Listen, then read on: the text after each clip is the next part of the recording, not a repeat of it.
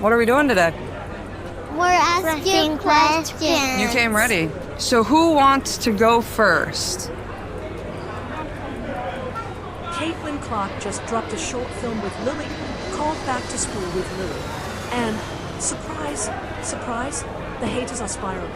Again, seriously, it's like Caitlin Clark so much as breathes, and someone's out there foaming at the mouth. But hey, here we are. And honestly, it's kind of wild to witness. So here's the real question. Why does every single thing she does light a fire under people like this? What is it? Has her existence alone become a trigger at this point? Okay, let's unpack it, because the way people are reacting to Caitlin Clark's short film is, no joke, straight up comedy.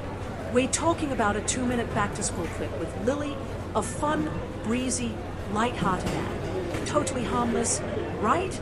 Nope. The internet's full-time grumblers wasted no time turning it into some kind of major controversy. You'd seriously think Caitlin just announced a presidential run, with the way they absolutely lost it. There we go. First up, Harlow. Do you have a question for me? Okay, let's hear what you got. When were you my age? When was I your age? What were you like at my age? I was energetic. I loved being outside and playing with my friends. I played basketball. I played soccer. What's your favorite thing about being 5? Play sports. Play sports? What sports do you play? Gymnastics. Gymnastics. What can you do in gymnastics? A handstand. You can do a handstand? Oh my gosh. I wish I could do a handstand. Do you think you could teach me? You could teach me, okay. So, what's this short film actually about? Honestly, it's pretty straightforward. Caitlin teams up with Lily to roll out a back-to-school campaign. It's got some real humor, a touch of charm, and Caitlin just being herself, showing kids that, yeah, you can be an athlete and represent a major brand. That's the whole story. No secret message, no master plan. Just Caitlin doing what popular athletes do, making the most of her moment. And here's where it gets ridiculous. The second her name shows up on anything, the haters suddenly morph into marketing gurus, ethical watchdogs, and somehow child development experts.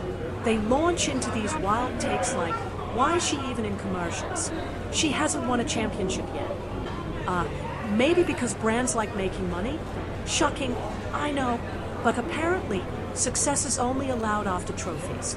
Who knew? My mom says I have to eat my vegetables.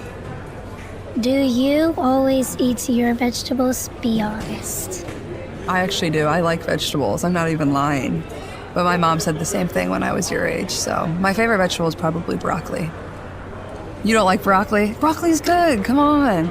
I promise they're good. You just have to try them. I'm not even lying. And honestly, the funniest part, this short film doesn't even pretend to be anything deep. It's campy, it's goofy, and it's clearly made for kids and families to enjoy. Still, somehow, the Twitter warriors are out here hammering out 3,000-word think pieces like Caitlin Clark is single-handedly destroying basketball culture. And the irony? These are the same folks who had zero problems when male athletes landed monster endorsement deals before ever playing a minute in the pros. But Caitlin? No. Suddenly it's some sacred rule being broken. Let's just call it like it is. Caitlin Clark went from breakout rookie to certified superstar in just 1 year. And a whole lot of people can't deal. They were already pressed about the wall-to-wall attention she got as a rookie. And now, she's racking up sponsors, headlining commercials, dominating highlight reels, and still packing arenas like no one else. But instead of admitting she's great for the sport, they just keep spiraling, complaining about every new thing she dares to do. It's tired, so what do you do to keep yourself energized and alert? Ooh. I was always tired at your age too, I think because you have so much going on. You have school, sports. I think the best things I do to keep myself healthy are getting the right amount of sleep every single night. I think eating properly, but also drinking a lot of water. That's always important to stay hydrated. You know what? You know what really cracks me up? It's the fact that the words back to school were enough to send people into meltdown mode. Like, why is she doing a school theme bit when she's not even in school anymore? I don't know. Why did Michael Jordan do commercials with the Looney Tunes? Because it's called marketing. Because it's supposed to be fun. Not every ad has to double as a memoir, but apparently, all logic flies out the window the second Caitlin Clark shows up. And let's not ignore this. These are the same critics who spent months yelling Caitlin Clark is just hype. Yet here she is, year 2, still dominating headlines. And now, major brands are putting real money on her to lead national campaigns. If that's hype, then sign me up, because I'd love a little of that hype in my bank account. The most unhinged meltdown. Someone claiming Caitlin's stealing opportunities from more deserving players. Really? You think a brand like Lily is gonna call up player number 137 on the stat sheet for a national ad? Okay, good luck with that. No offense, but marketing's not about who deserves it. It's about who can actually move something. And Caitlin, she moves everything. Period. And here's the kicker. The one truth the haters never want to admit. Every time they rage tweet about her, they're the reason she keeps trending. They think they are tearing her down, but all they are doing is giving her free promo. So congrats, Internet. You played yourselves. One thing you wish you knew at my age. Ooh. I took basketball very seriously. I always thought winning and losing was super important, but I think just having fun, like enjoy playing with your friends, just enjoy it as much as you can. What do you want to be doing at my age? Being a professional basketball player like you. Professional basketball player? Maybe you can play for the Fever. Now, let's really get into why this short film struck such a nerve. Part of it comes down to perfect timing. Caitlin's already owning the headlines, with her gameplay, her stats, and the jaw-dropping effect she's had on attendance. Ad endorsements from heavy hitters like Nike, State Farm, and now Lily, and suddenly, it feels like she's everywhere. And the same voices that once whined about women's basketball not getting enough attention, now they are furious it's Caitlin who's getting the spotlight. Oh, the irony. But this runs deeper. It's also about control. For years, people inside the WNBA world have carefully steered the spotlight, choosing who gets the shine and when. And then Caitlin walks in, tears up the script, sends ticket prices soaring, ratings through the roof, and brands. They lined up without asking anyone's permission. That's exactly why this light-hearted short film hit a nerve. It's just another reminder she doesn't need gatekeepers to win. She's already lapping the field. But hold on, let's flip it. What about the folks who loved it? Because yes, they're out there too. Parents were all over social media saying how refreshing it was to see a current athlete in a fun, back-to-school campaign. And kids who look up to Caitlin? Yeah, they were absolutely hyped. And guess what? That's the whole point. Not everything has to cater to the eternally bitter adults of Twitter. Sometimes it's just about actually connecting with the next generation. But, of course, nuance doesn't trend. Outrage does. So the haters got even louder, pretending this 2-minute clip was part of some massive conspiracy. But Caitlin? She didn't even blink. No clapbacks. No public defense. Just collecting the check and moving forward. And honestly, that is what really eats them alive. Nothing frustrates a critic more than being completely ignored. You know what's wild? How fast people forget the norm. LeBron James graced magazine covers before playing a single NBA minute. Zion Williamson had monster deals lined up before ever stepping on a court. Even NFL rookies land massive endorsements without proving a thing. But Caitlin, 2 years in, already the undisputed face of women's basketball. And now it's too soon. Come on, let's not pretend she hasn't earned this. Rookie of the Year candidate? Check. A college career that shattered records? Check. In her second season and still drawing highlight numbers and leading attendance? Check, check, and check. If anyone in the WNBA is marketable right now, it's her. No question, you don't need a PhD in business to figure out why brands want Caitlin's face front and center in their campaigns. So let's quickly sum up the first half of this whole comedy show. Caitlin Clark dropped a simple, fun short film. The haters cried. The world kept spinning. She's not going anywhere, and deep down, they know it. That's exactly why they'll be back next week, foaming at the mouth over her next endorsement, her next highlight, or her next win. But let's keep it moving. Because this short film wasn't just an ad, it was a mirror. It showed us, plain as day, who's secure enough to handle Caitlin Clark's rise, and who's clearly not. Spoiler, the list of people who can't handle it, growing by the hour. Let's talk about the she's overexposed excuse. That's the fallback line when critics run out of real points. We see her too much. Let others shine. Okay, but where was that energy when Maya Moore was rightfully everywhere at her peak? Or when Sue Bird and Diana Taurasi were on every single promo? The truth is simple.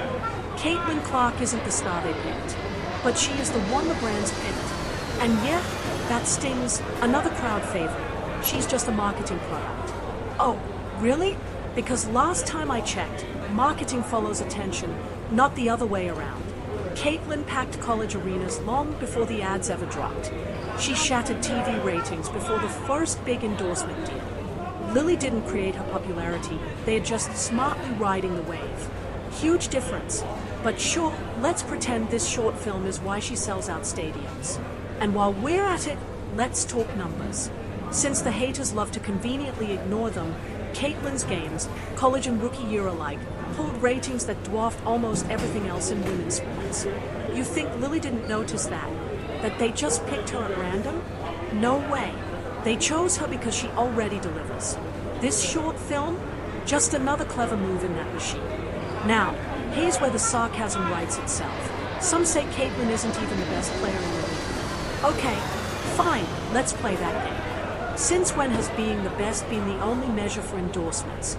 Was Michael Jordan the best every single year of his career? Nope.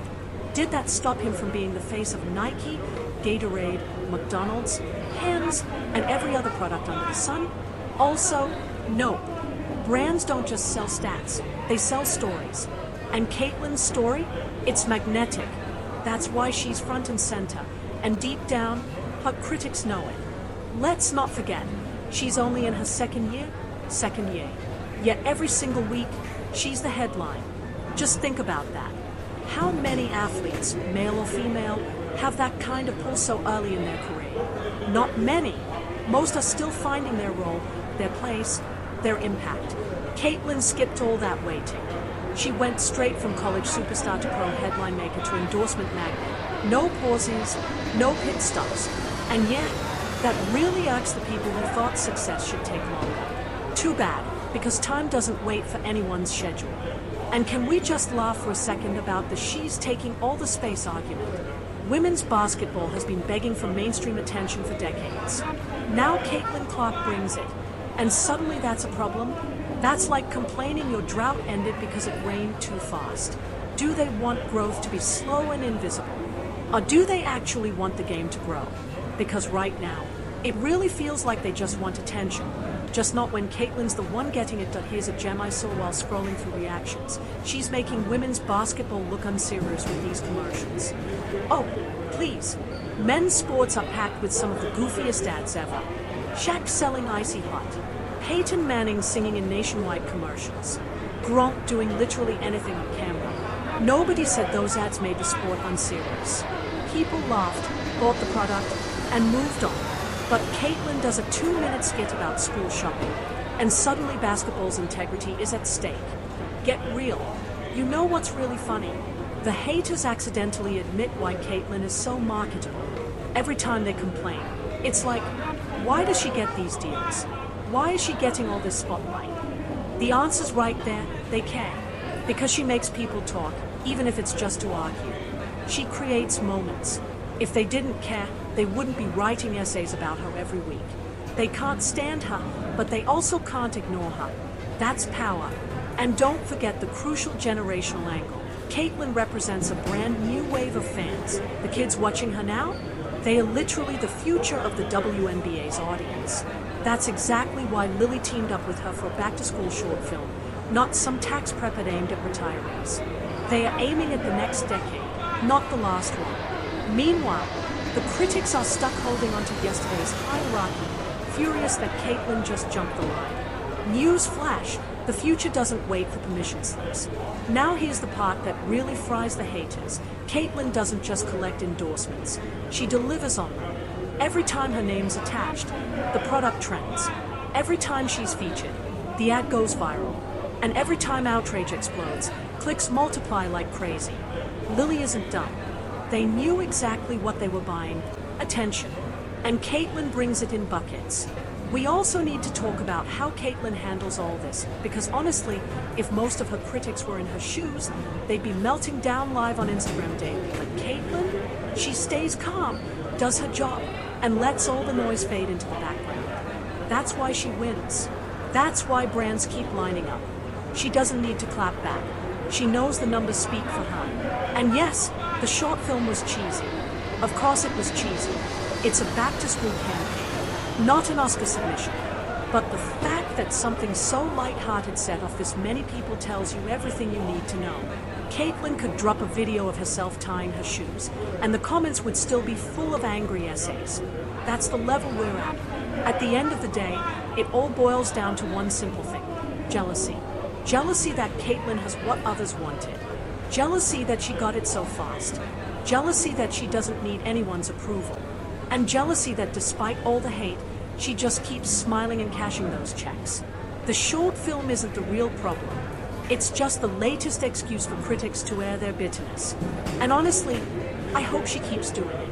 I hope next month she's in a cereal ad, then a video game promo, then a toothpaste commercial, because every single time, the haters show up thinking they're exposing her when really they are just proving her incredible relevance.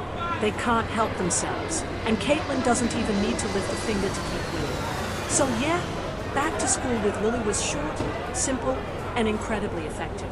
It connected with kids, it boosted the brand, and it gave Caitlyn yet another win on the business side. Meanwhile, the haters turned it into a week-long meltdown, proving once again that Caitlyn Clark owns prime real estate in their heads, rent-free, and she's absolutely not giving up that lease anytime soon. So, there you have it. Caitlyn Clark drops a harmless short film and haters turn it into the apocalypse. She keeps cashing in. They keep fuming. And honestly, it's the funniest cycle in sports right now. What do you really think? Are the critics helping her more than they are hurting her? Drop your thoughts below. Hit that like button and definitely subscribe for more.